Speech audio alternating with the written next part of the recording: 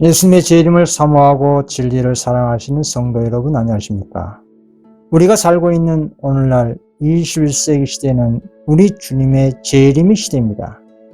사실 과거 19세기 재림운동 당시에 재림의 조건이 성립되었다면 그 당시에 영광 가운데 주님께서 오셨을 것입니다. 그러나 그 당시에 2300주에 대한 예언에 대한 사건적 오해로 인해 대실망의 결과와 셋째 천사 기별과 반중 소리를 깨달지 못한 연고로 그때부터 지금까지 기독교는 혼수 상태에 빠진 것입니다. 그러나 이제는 성경의 모든 진리가 다 밝혀진 연고로 더 이상 재림이 지체될 이유와 필요가 없어진 것입니다. 하나님의 축복과 재림은 조건적입니다. 주님께서 일방적으로 오시는 것이 아니라 당신의 자녀들이 재림을 간절히 사모하고 재림에 준비한 한 백성으로서 선악간의 때에 쟁투에 임하는 열매가 맺을 때 그 익은 곡식을 수확하려 오시는 것입니다. 만약에 일방적으로 주님께서 재림하셔서 준비도 안 된 자녀들을 천국에 데리고 가신다면 하늘 천사들과 우주 거민들이 이해가 되겠습니까? 또 사단은 그러한 하나님을 무엇이라고 비방을 하겠습니까? 공의롭지 못한 처사라고 맹비방을 할 것입니다. 우주 천사들과 거민들도 하나님의 공의로우심을 잘 알고는 있지만 그렇다고 해서 준비 안 된 성도를 영생이라는 선물을 무작정 준다면 그 어느 하늘 천사들이 공감을 할 수가 있겠습니까? 하나님의 구원의 역사는 그 어느 누구도 반박할 수 없는 공의롭게 이루어져야 하는 것입니다. 그래서 주님의 재림의 조건은 굴속의 계획을 이 땅의 성도들이 분명히 깨달아 알아야 하고 또 그 하나님의 계획에 따라 성도의 자원하는 계명 순종과 셋째 천사 기별의 세계적인 확산 경고와 14만 4천 인치는 수요가 마감되면 구속 사업은 끝나는 것입니다. 과거 19세기 재림운동 당시에는 셋째 천사 기별의 본질을 온전히 이해하지 못한 연구였지만 오늘날 이 시대는 그때와의 상황이 완전히 다르게 더욱더 빛이 밝아진 실상이 되었습니다. 재림을 준비하는 하나님의 남은 백성에게 전체적인 진리가 공개되었고 이 마지막 기별이 온 세상에 증거되고 전파됨에 따라 주님께서는 당신의 익은 곡식을 수확하러 오늘날 21세기 이 시대에 오실 것이라 이 말입니다. 오늘날 마지막 때의 셋째 천사의 기별인 짐승의 표를 받지 말라는 이 경고와 바벨론과 세상에서 나오라는 최후의 이 밤중 소리는 우리 주님의 재림을 촉진하고 하늘 아버지와 우주 천사와 우주의 거민들이 가장 좋아하는 승리의 기별이기 때문에 지속적으로 지금 전파되고 있는 중입니다. 특히 오늘날 성경의 예언 가운데 곡과 마곡과의 전쟁에 대한 예언의 말씀을 살펴보겠습니다. 계시록 20장 7절에서 8절입니다. 천년이 참에 사단이 그 옥에서 놓여 나와서 땅의 사방 백성 곧 곡과 마곡을 미혹하고 모아 싸움을 붙이리니 그 수가 바다 모래 같으리라. 이 예언의 말씀은 그리스도 재림으로 생명에 부활한 성도들이 하늘 승천과 천년이 지난 후에 성취될 예언입니다. 지금 이 시대에 적용되는 말씀이 아니라 최종적으로 하나님의 자비와 복음을 고의적으로 거절한 악인에 대한 집행 심판 직전의 상황의 말씀인 것입니다. 그러니까 예언의 순서를 보면 주님의 재림으로 인해서 생명에 부활한 성도들이 그리스도와 함께 승천한 이후에 하늘에서 천년 동안 사단과 악인들이 당할 형벌을 결정하는 조사 심판을 합니다. 그와 관련된 구절을 보겠습니다. 계시록 20장 6절입니다. 이 첫째 부활에 참여하는 자들은 복이 있고 거룩하도다. 둘째 사망이 그들을 다스리는 건세가 없고 도리어 그들이 하나님과 그리스도의 제사장이 되어 천년 동안 그리스도와 더불어 왕노릇하리라. 이 세상에서의 공의롭지 못한 판결이 하늘 법정에서는 완전히 뒤집어지게 될 것입니다. 그 하늘에서 이루어지고 있는 그 공의로운 재판이 오늘날 의인들에 대한 하늘 조사 심판입니다. 수많은 그리스도인들이 사단의 기만적 유혹을 거절함으로 인해서 세상 법정에서 가장 극악한 죄인으로 판결을 받고 억울하게 누명을 쓰고 무덤으로 내려갔습니다. 가장 대표적인 사람이 우리 예수님이십니다. 흠과 점 없는 분시기에 사단의 맹공격을 받으셨고 인류는 살인자 바라바를 선택했던 것입니다. 그러나 자비롭고 공의로우신 우리의 재판장이신 하나님께서 오늘날 의인에 대한 조사 심판을 통해 세상에서 부당한 판결을 완전히 뒤집어 엎으시게 하는 것이 성도에 대한 공의로운 조사 심판인 것입니다. 그리고 다음에 말씀이 성취되는 것을 볼 수가 있습니다. 이사야 25장 8절입니다. 여호와께서 그 백성의 수치를 온 천하에서 제하시니라. 너를 일컬어 거룩한 백성이라 여호와의 구속하신 자라 하리라. 이사야 62장 12절, 이사야 61장 3절입니다. 화관을 주어 그 죄를 대신하며 희락의 기름으로 그 슬픔을 대신하며 찬송의 옷으로 그 근심을 대신하게 하신다고 했습니다. 그래서 오늘 복음 때문에, 진리 때문에, 믿음 때문에 핍박을 당하거나 억울하게 누명을 당한 사람들은 다음의 말씀으로 이루함을 받을 수가 있는 겁니다. 마태복음 5장 10절에서 11절입니다. 의를 위하여 박해를 받는 자는 복이 있나니 천국이 그들의 것입니다. 나로 말미암아 너희를 욕하고 박해하고 거짓으로 너희를 거슬러 모든 악한 말을 할 때에는 너희에게 복이 있나니. 그래서 다시 말씀드리면 재림 후 1000년이 차면 하늘새 예루살렘 성이 이 땅의 갈람산에 내려옵니다. 성경 그 장소까지 구체적으로 알려주고 있습니다. 계시록 21장 2절에 또 내가 보매 거룩한 성 새 예루살렘이 하나님께로부터 하늘에서 내려오니. 스가랴 14장 3절에서 4절입니다. 그때 여호와께서 나가사 그 열국을 치시되 이왕 전쟁 날에 싸운 것 같이 하시리라. 그 날에 그의 발이 예루살렘 앞 곧 동편 갈람산에 서실 것이요.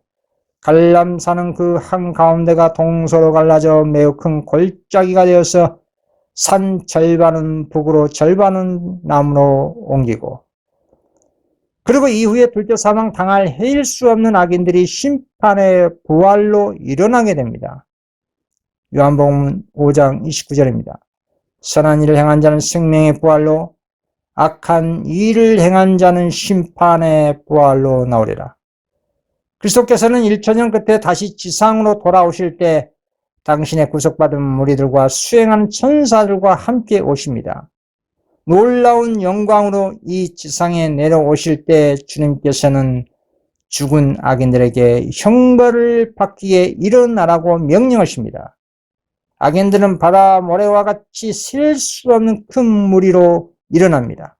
여러분 생각을 해보시기 바랍니다. 생명의 부활인 첫째 부활 때 일어났던 성도들은 그리스도를 닮은 영광의 모습과 죽지 않을 영원한 젊음과 아름다움을 가지고 일어납니다. 그러나 악인들은 어떻습니까? 악인들은 죽을 당시의 사망과 질병과 악한 성향 그대로 가지고 일어납니다. 이 얼마나 대조적입니까? 인간은 죽기 직전에 마지막에 얼굴과 건강과 정신과 마음과 성향을 가지고 그 부활의 아침에 일어납니다. 물론 살아생전에 몸의 건강을 상실했지만 그 마음과 정신은 온전히 예수님을 믿는 믿음으로 말미암아 잠이 들었다면 건강한 몸과 마음과 정신으로 부활을 하게 되실 것입니다. 그러나 살아생전에 그리스도의 복음과 하나님의 자비를 고의적으로 끝까지 거절한 사람들은 악한 성향 모습 그대로 심판의 부활로 일어난다 이 말입니다. 이것은 상상할 수 없을 정도의 일그러진 사단의 품성과 사단의 얼굴로 일어나게 된다 이 말입니다. 이때는 아담 시대부터 주님 오신 그날까지 복음을 거절한 바다 모래처럼 수많은 악인들, 즉 땅의 사방 곳곳에서 일어난 악한 백성들을 곡과 마곡의 백성이라고 하는 겁니다. 고대 이스라엘을 대적한 북방 세력의 이름을 인용해서 곡은 마곡 땅의 왕이라고 하고 마곡은 그 당시의 지명 이름입니다. 한마디로 하나님을 대적하는 악의 세력들을 총칭해서 상징적으로 그렇게 부른 것입니다. 에스겔 38장 2절 3절입니다.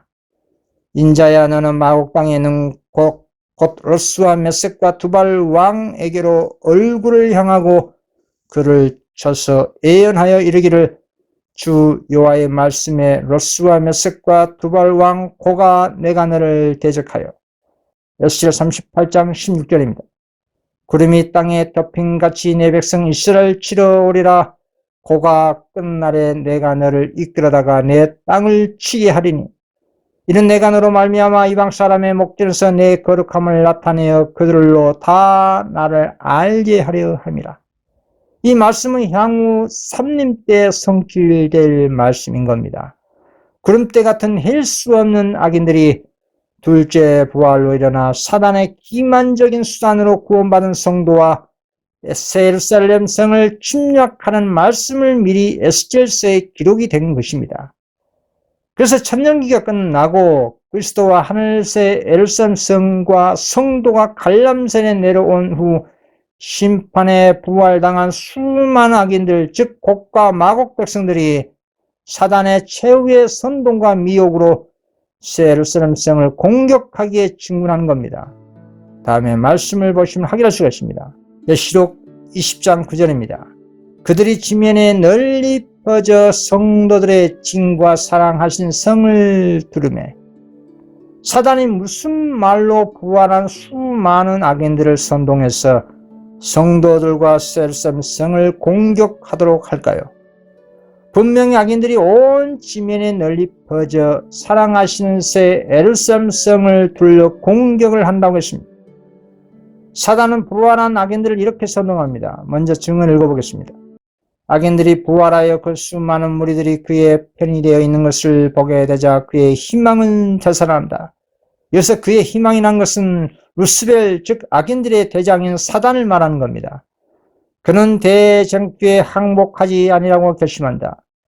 그는 잃어버린 자들의 모든 군대를 그의 군기 아래 모으고 그들을 통하여 자기의 목적을 달성하고자 노력한다.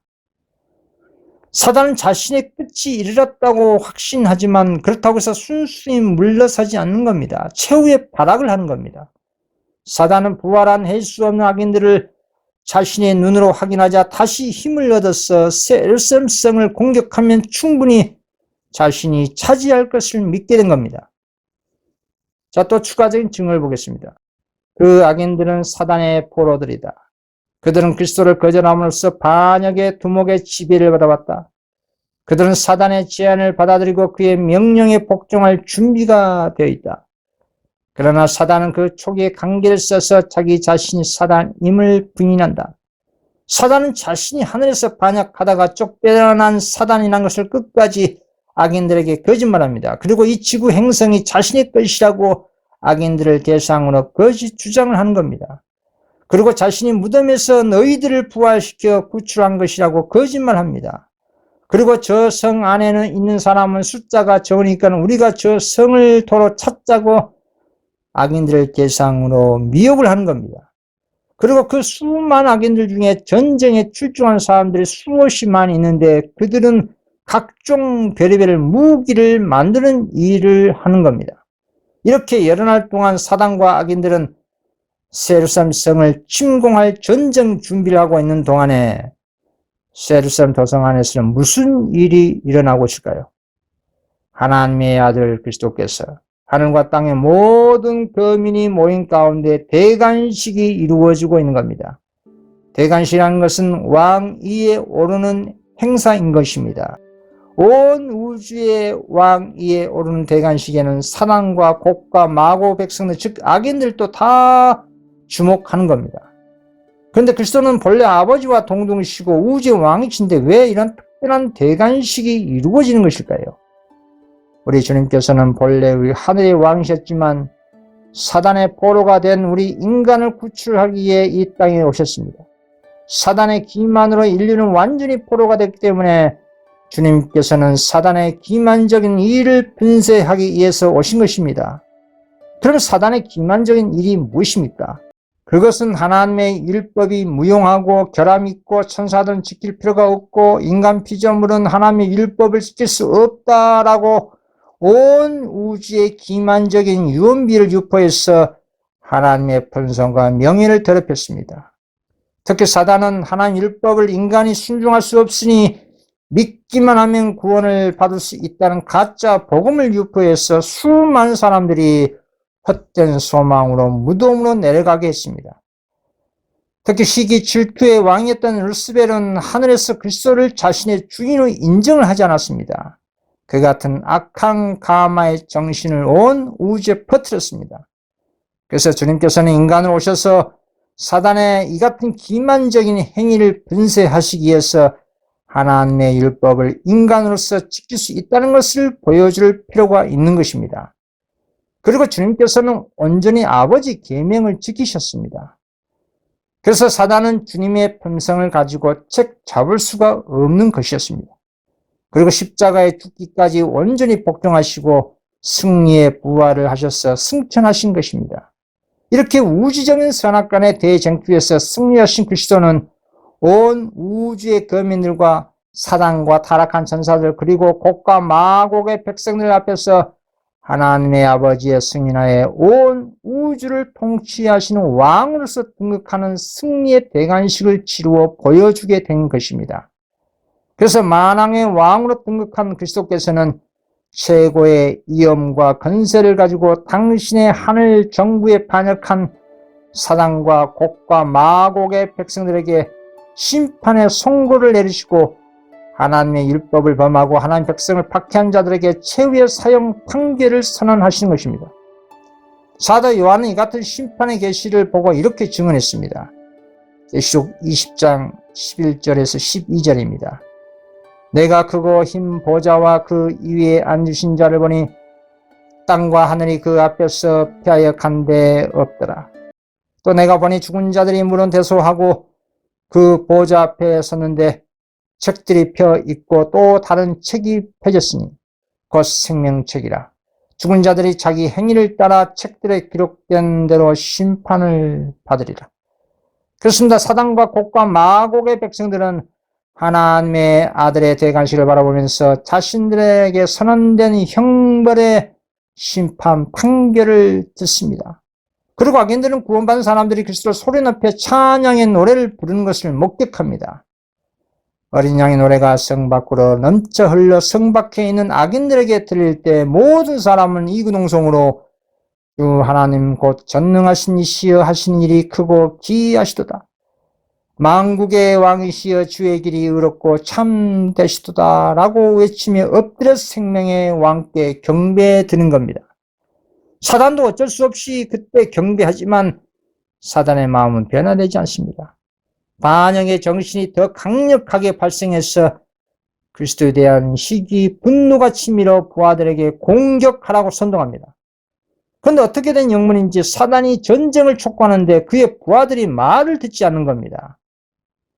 타락한 천사들과 곡과 마곡의 백성들이 사단의 권위를 인정한 자가 하나도 없는 겁니다. 왜 사단의 부하들이 자신들의 대장의 말을 복종하지 않는 것일까요?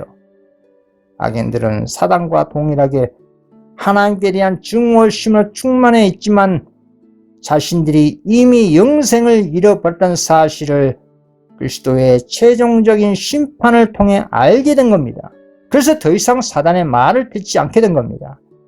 곡과 마곡의 백성들과 타락한 천사들은 자신들의 처지가 최악의 절망적이고 곡과 마곡의 백성들은 자신들과 자신들의 대장인 사단이 결코 그리스도를 이길 수 없다는 사실을 알게 됐다 이 말입니다.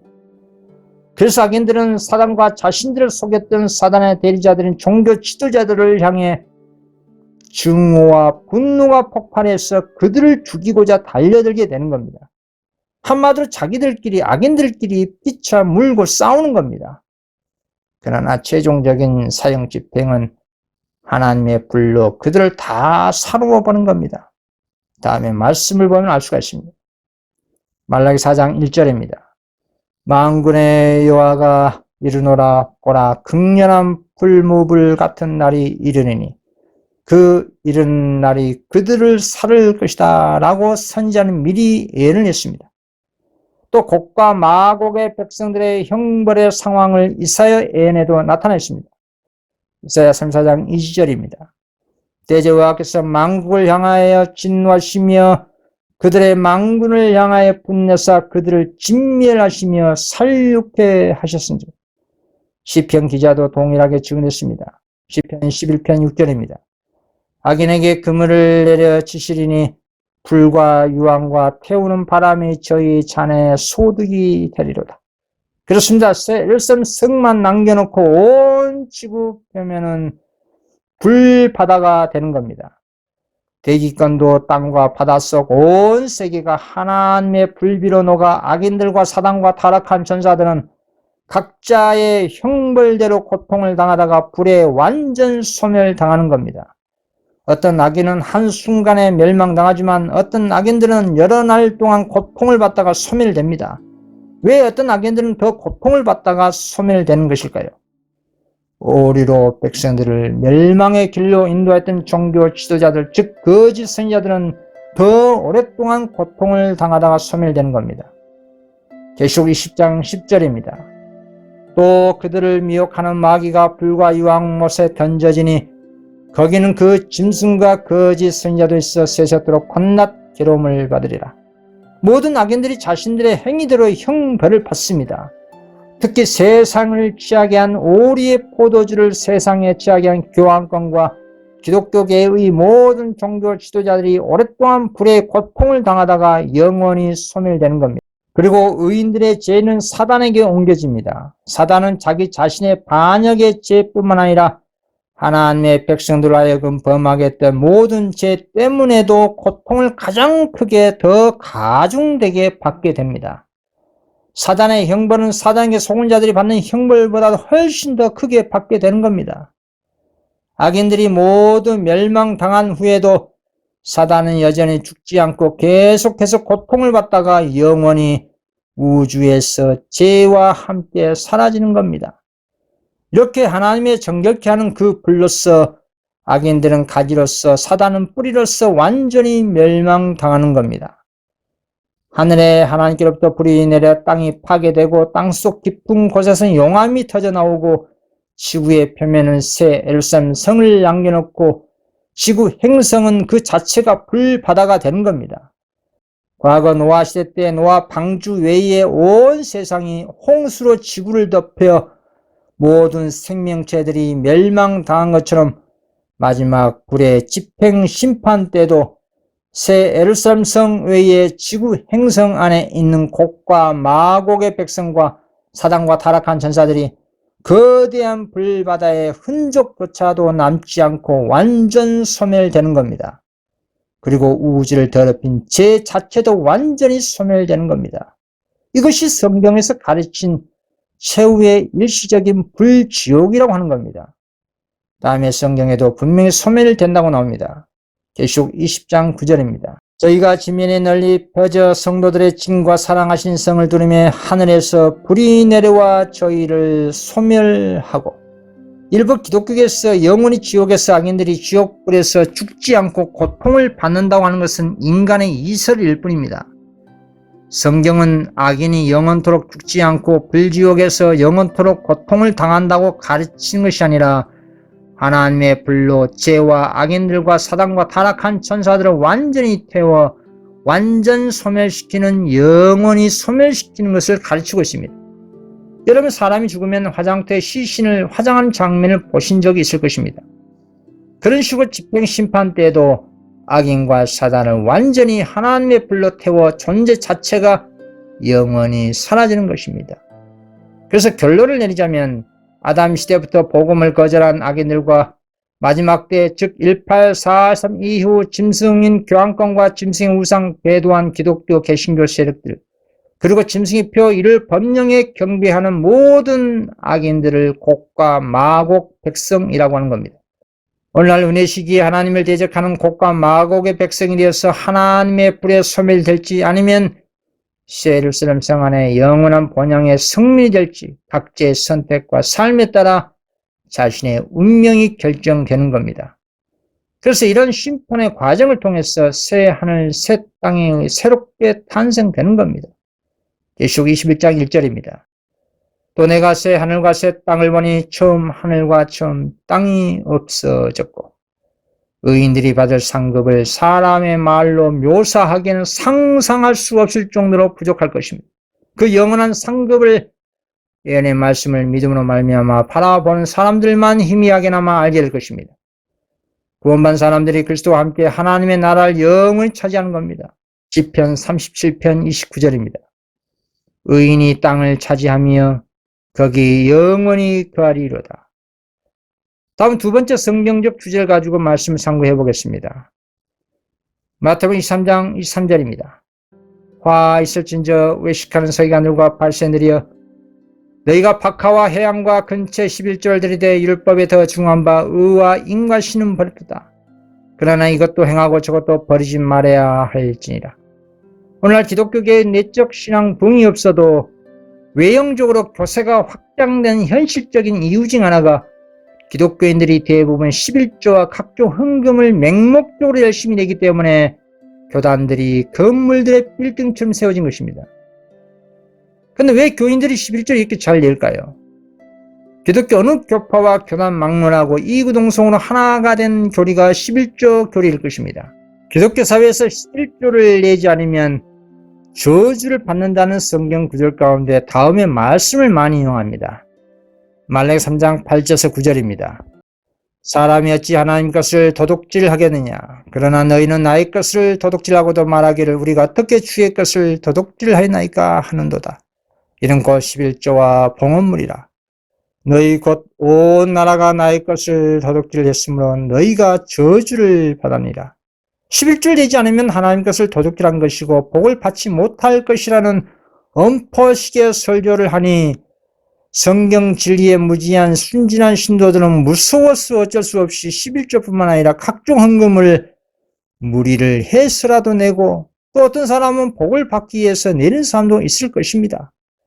이 같은 행태는 과거 유대교의 지도자들이 백성들을 상대로 장사 목적으로 헌금과 헌물을 내게 한 그릇된 가르침이 지금까지 변형되어져 이어져 오고 있는 겁니다. 요한복음 2장을 보시면 성전 바깥들에서 수많은 군중들을 대상으로 희생 제물이 거래되고 있었습니다. 그리고 애국에 있다고 돌아온 유대인들은 성전 주화로 교환이 되어 성전을 유지하는 데 바쳤습니다. 이 같은 엄청난 부정부패가 난무한 상황이 일어나게 된 이유는 유대 지도자들이 백성들에게 예루살렘에서 하나님을 경배하도록 가르침을 주었기 때문에 그런 겁니다. 그래서 수많은 사람들이 예루살렘에 모여들어 제물을 바칠 짐승을 상인들에게 폭리를 당하면서 비싼 가격에 짐승을 살 수밖에 없었던 것입니다. 이 같은 부당한 이익금을 장사꾼들과 재상들과 간원들과 나눠 가진 것입니다. 경배자들은 제물을 바치지 않으면 하나님의 축복이 자신들의 자녀들과 토지에 임하지 않을 것이라고 믿도록 가르침받았기 때문에 비싼 가격을 주고서라도 짐승을 살 수밖에 없는 것이었습니다. 그래서 6월절에는 수많은 제물들이 바쳐진 연고 때문에 성전에서 매매하는 일이 대대적으로 발생한 것입니다. 한마디로 하나님의 성전이 아니라 거대한 가축 시장이 되고 만 것입니다. 그리고 세월이 지난 후 유대교의 이 같은 동물을 장사해 치부한 장사하는 교리가 중세 암흑 시절에 천주교를 통해 면죄부로 발전되어 이어져 온 겁니다.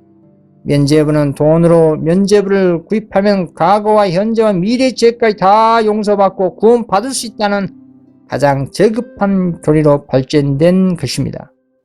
성경 진리에 무지한 그 당시 사람들은 이 같은 면죄부 교리에 미혹당해 돈을 주면 죄를 용서받고 구원받은 줄 알고 수많은 사람들이 속임을 당했습니다. 물론 그와 같은 천주교의 부정과 오류로 인해 루터의 종교개혁이 일어난 계기가 되었습니다. 자, 그리고 세월이 지난 천주교에서 개혁해 나온 개신교는 성경적인 11조 교리를 가지고 신도를 또 이렇게 미혹합니다. 앞에서 언급했던 것처럼 말라기 3장을 인용하면서 11조를 잘 내야 복을 받고 내지 않으면 저주를 받는다는 설교를 하니 마음에 감동도 없는데 어쩔 수 없이 11조와 헌금을 억지로 신도들이 오늘까지 이어져 오고 있는 겁니다. 이렇게 오늘날 기독교가 성경적 신앙과 그리스도의 사랑과 정신으로 충만하여 영혼구원의 복음사업을 열심히 한다면, 그리고 하나님 뜻에 순종한다면 11조간이나 그 어떤 헌금도 내는데 아까울 것이 없을 것입니다. 그러나 성경에는 오늘날 말세의 기독교가 뜨뜻 미지근하고 세상과 짝이 되어 그리스도가 교회 안에 없는 용고로 바벨론으로 송고받아 그곳에서 나오라고 경고를 받습니다. 다음에 말씀을 보시기 바랍니다. 요속 18장 2절에서 4절입니다. 힘찬 음성으로 외쳐 이르되 무너졌다 무너졌다 큰 성 바벨론이여, 지신의 저소와 각종 더러운 영이 모이는 곳과 각종 더럽고 가증한 새들이 모이는 곳이 되도다.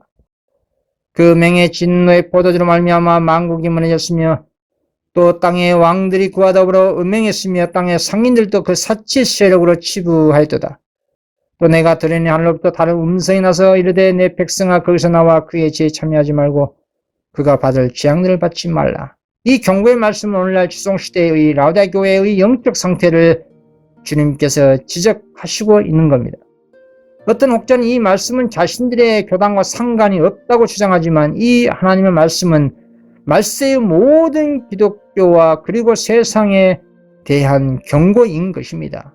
어느 특정 교단 교파에 적용되는 말씀이 아니라 이 말입니다.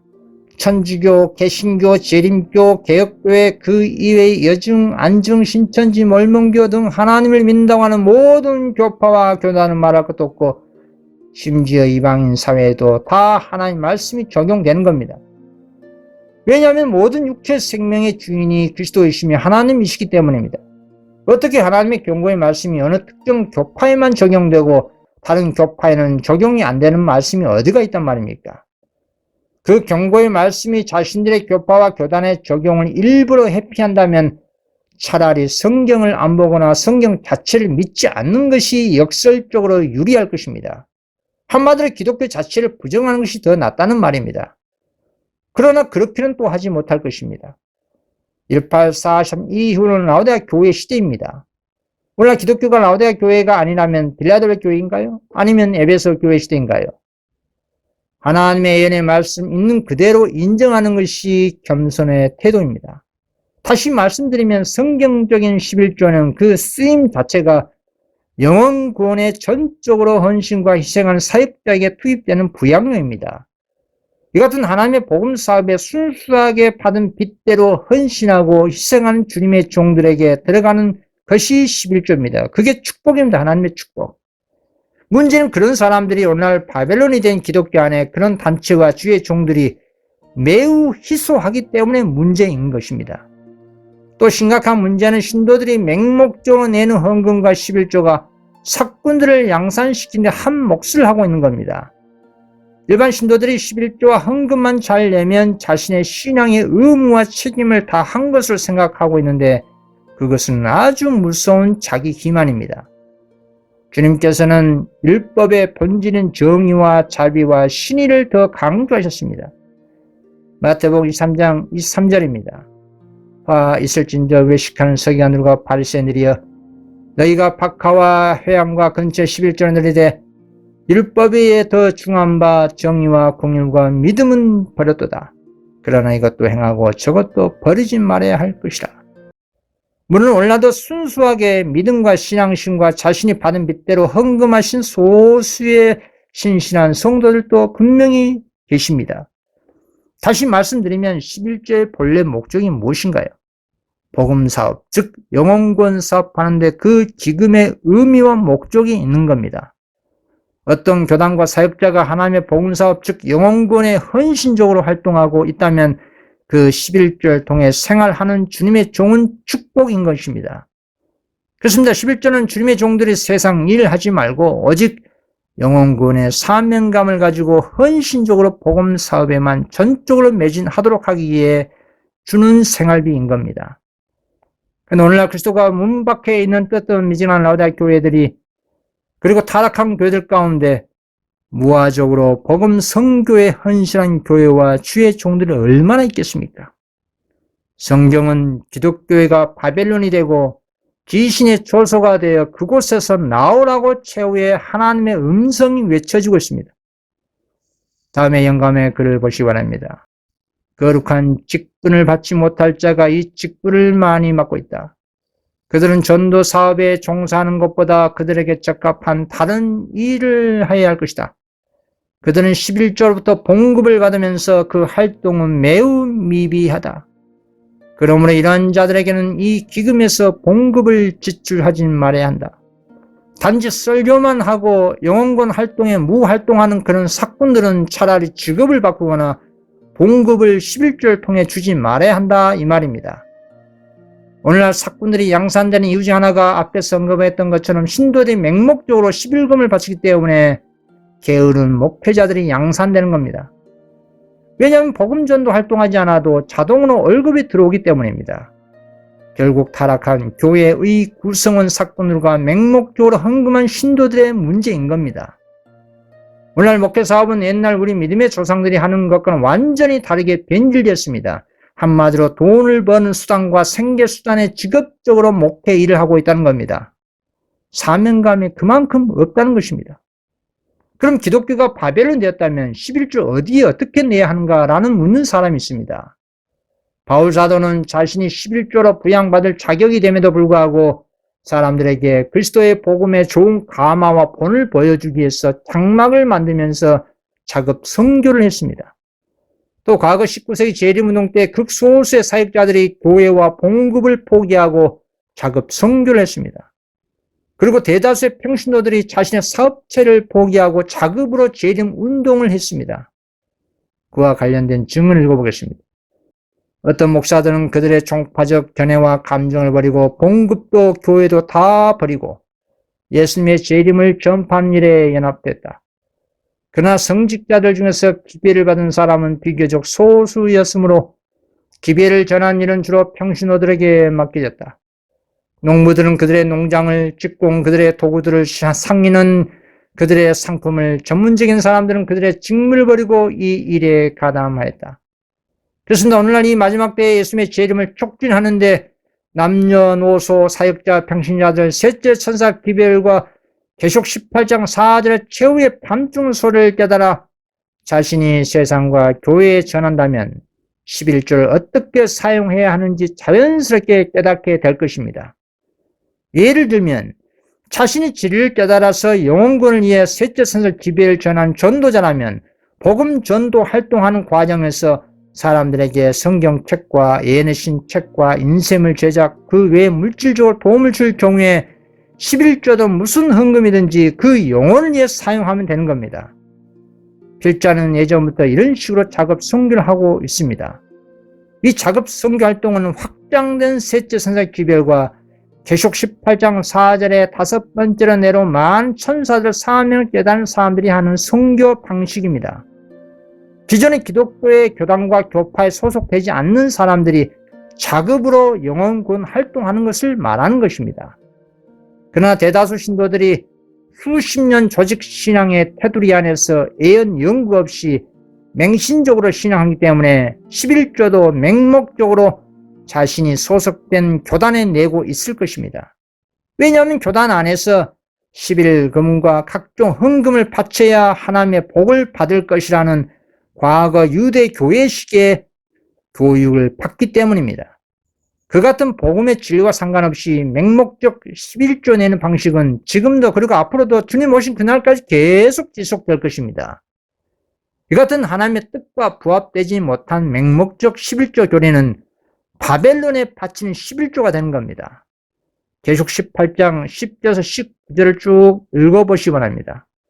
이 말씀들은 오늘날 기독교가 바벨론이 되어 온갖 오리의 상품으로 사람들을 미혹하여 장사하다가 결국 멸망당하게 될 것을 예언한 내용들입니다. 가장 대표적인 오리의 상품이 영혼불멸설과 1월 신성설입니다. 이 상품들이 기독교에서 가장 잘 팔리는 영적 상품입니다. 결론은 11금은 맹목적으로 교단에 바치는 것이 아니라 교회와 사역자가 영혼권에 헌신적으로 활동하는 기금으로 사용될 때 하나님께 영광되는 거룩한 11금이 되는 겁니다. 그리고 11금은 목사의 부양료에만 들어가는 기금이라는 편견을 버려야 합니다. 위에서 언급했던 것처럼 영혼 활동하지 않고 가만히 설교만 하는 게으른 사역자들은 직업을 바꾸거나 11금을 주지 말아야 한다 했습니다. 하나님의 거룩한 11금은 남녀 평신도라 할지라도 셋째 천사 기별을 전하는데 헌신적으로 활동하는 사람, 즉 학생을 가르친 성경 교사라면 11금은 오히려 복음 전도와 말씀을 가르치는 그런 활동적인 복음의 남녀 일꾼들에게 온전히 흘러 들어가야 하는 겁니다. 그와 관련된 증언을 보겠습니다. 11금은 저들이 남자이든 여자이든 간에 말씀과 교훈을 위하여 일하는 자들에게로 가야 할 것이다. 또 한 구절 보겠습니다. 하나님께서는 우리 학교들에서 봉사하며 하나님의 말씀을 가르치고 성경을 설명하며 하나님의 사물로 학생들을 교육하는 교사들은 11금으로 부양돼야 한다는 빛을 명백하게 주셨다. 이 지시는 오래전에 주신 것인데 최근에 다시 여러 번 반복하여 주셨다. 그래서 남녀노소 할 것 없이 자신이 일선에서 사명감을 가지고 복음 선교를 하고 있다면 자신이 직접 그 11금으로 셋째 천사 기별 전파와 재림 운동과 각종 선교비에 지출하면 되는 겁니다. 이렇게 예수님의 재림을 촉진하는 복음 전도 활동에 직접적으로 사용하는 것이 하나님께 바치는 거룩한 11조가 되는 겁니다. 이러한 방식으로 11조를 성경적으로 사용하는 것이 바벨론과 sak군들에게 맹목적으로 바치는 11조보다 100배, 1000배 나온 겁니다. 시편 50편 10절에서 11절입니다. 이는 살림의 짐승들과 산의 가축이 다 내 것이며 산의 모든 새들도 내가 하는 것이며 들의 짐승도 내 것이미로다. 학개서 2장 8절입니다. 은도 내 것이요 금도 내 것이라. 만군의 여호와의 말이라. 천하의 모든 것이 다 하나님의 것입니다. 우리는 하나님의 것을 이 땅에서 잠시 동안 영혼구원하는 복음 사명을 위해서 위탁받은 청지기들입니다. 주님께서는 당신의 모든 재원과 달란트를 위탁받은 당신의 청지기들이 온전히 하나님의 영광을 위해서 영혼구원 사업을 위해서 사용되어지길 바라십니다. 오늘날 조사심판 시대의 하늘 성소에서는 당신의 청지기들이 모든 달란트를 어떻게 사용하고 있는지 낱낱이 조사하고 심판한다는 사실을 엄숙한 마음으로 인식해야 할 것입니다.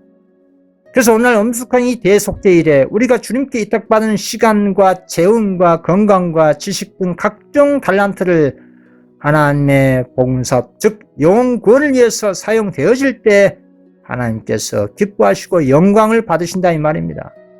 과거 애굽에서 나올 때도 당신의 백성들에게 재물을 가지고 나오라고 했습니다. 그리고 유대인들이 바벨론 포로 귀환 때도 바벨론에서 재물을 가지고 나와 예루살렘 성을 중건한 재원으로 사용하도록 하셨습니다. 오늘 하나님 백성은 또 오늘날 이 세상의 애굽에서 나올 때나 바벨론에서 나올 때 자신의 재원을 가지고 나와서 하나님의 복음의 사업과 영혼구원에 직접적으로 쓰여지길 바라십니다. 출애굽기 3장 21절 22절입니다. 내가 애굽 사람으로 이 백성에게 은혜를 입히게 할지라 너희가 나갈 때에 빈손으로 가지 아니하리니 여인들은 모두 그 이웃사람과 및 자기 집에 거류하는 여인에게 은폐물과 금폐물과 의복을 구하여 너희의 자녀를 꾸미라. 너희는 애굽 사람들의 물품을 취하리라. 이렇게 하나님의 재원을 가지고 나와서 재림을 촉진하는 영혼구원 사업에 사용하는 것이 가장 성경적인 11금 사용 방법인 겁니다. 향후 짐승표 환란 때는 11금 헌금뿐만 아니라 자신이 소유한 모든 재물도 다 무용지물이 될 때고입니다. 그때의 악인들에게 재물을 빼앗기고 매매 금지 등하고 재물을 사용하지 못할 바에야 오늘날 은혜 시기에 자신이 직접 복음 전도 활동에 적극적으로 재원을 사용한다면 더욱 자신의 신앙과 믿음이 성장하고 거룩한 책임감과 사명감이 생기는 겁니다. 그래서 지금부터 애영과 셋째 천사 기별을 더욱 연구해서 깨달아 예수님의 재림을 촉진하는 재림 운동에 자신의 재원을 단계적으로 지혜롭게 사용한다면 그 정신과 마음이 하늘 은행에 분명히 저축되실 것입니다. 계시록 22장 11절 12절입니다. 불의를 행한 자는 그대로 불의를 행하고 더러운 자는 그대로 더럽고 의로운 자는 그대로 의를 행하고 거룩한 자는 그대로 거룩하게 하라. 보라 내가 속히 오리니 내가 줄 상이 내게 있어 각 사람에게 그가 행한 대로 갚아주리라.